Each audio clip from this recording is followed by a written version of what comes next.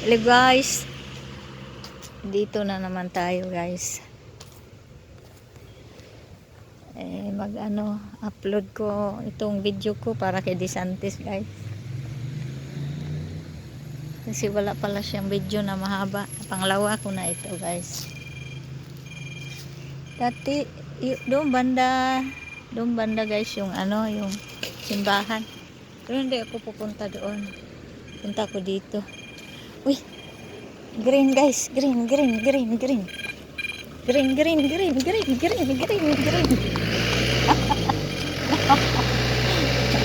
Jali na. Kita kasi truck di karga guys. Ayan. Kahit ano rin, wala naman sasakyan. Hindi ko na kaya eh. Kaya sa gitna na lang ako, 'di ba? Mahaba 'yan. Nasa gitna. Kita niyo yung truck di karga, guys. Meron. Kala nyo wala dito mga ganyan. Ay nako. Kung ano dito meron mga truck di kargang luma. Kala kasi natin pag hindi pa tayo makapunta dito, kala natin ang sarap dito, buhay no, ganda, mga sasakyan, lahat mga luxury car. Nako, hindi lahat luxury car dito guys. At saka yan o, malinis ang ano nila, malinis ang basurahan nila dito. Hindi katulad doon sa malapit sa amin saan ko magtapon. Sus ko Ginoo, walang ano ang mga tao doon. Ito oh.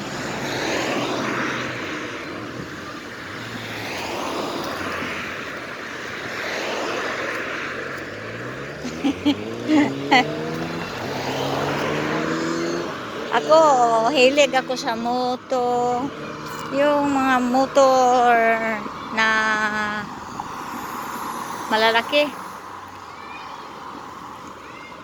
Hilig ako sa ganyan guys, pero hindi ako marunong. Kasi mahilig ako, gusto ko sana hangang-hanga ako sa kanila, gusto ako, pero hindi ko naman kaya, no? Hanggang admiration lang ako. Ammirazione. Ano ba yun sa English? Ammirazione sa amin yan. Basta mga malalaking motor, mga sasakyan na mabilis, mga luxury car, mga pick up, yung mga ganyan, yung ano ba yan, mga ganyan, mga impossible ang gusto ko guys, mga impossible ang hinahangaan ko, yun. Mga impossible para sa akin ba, hindi para sa inyo.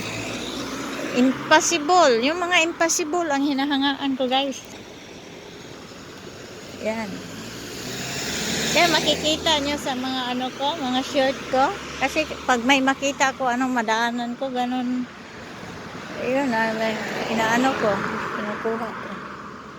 Eh bakit dito ako nagdaan? Walang maupuan. Kasi kailangan i-upload ko to. Kailangan doon banda. Doon sa ano, doon sa park. Kailangan ang tawag, i-upload ko to, pangalawang video ko i-upload ko to. DeSantis.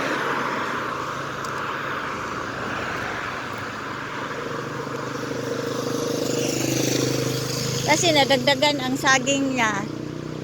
Parang ano ba? Noong July 27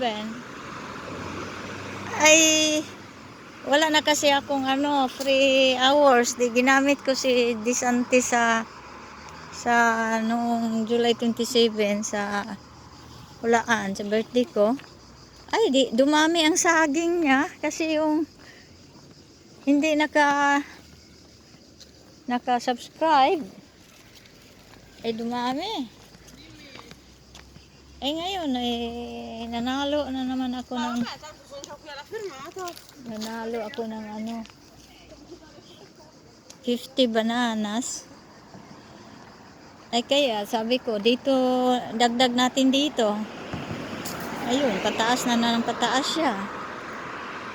231 tapos dagdagan niya ng 50, maging di malapit na siya na road to 300, di ba? Eh, yun, parang swerte ba? Swerte nung birthday ko na siya ang ginamit. Kaya hindi nila makita-kita kung saan ako nag-StreamYard. Dahil si DeSantis nga. Yun.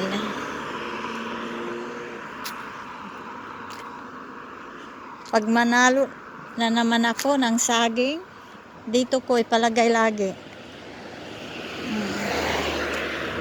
Marami akong napanalo itong peryodo na ito. Period. Uy, nadan ako dito. Takbo kasi. Alam mo na. Nung bago pa ako dito, kaya hindi ko talaga malimutan yung sasakyan na Ferrari. Bagong-bago pa ako noon. Wala. 1 buwan pa siguro. Nag-ikot kami ng kasawa ko. Outside the city. Anong tawag niyan? Yun sa ano ba? Bukid-bukid. Outside the city nga. Uy, hala, may mga bata doon. Baka makuha ko yan. Dito ako. Ay, wala. Di ba bukid? Walang sasakyan.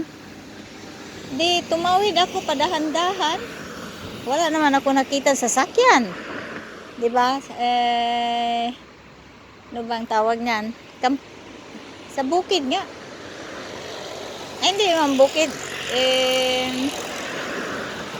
Sa farm ba? Anong tawag ba?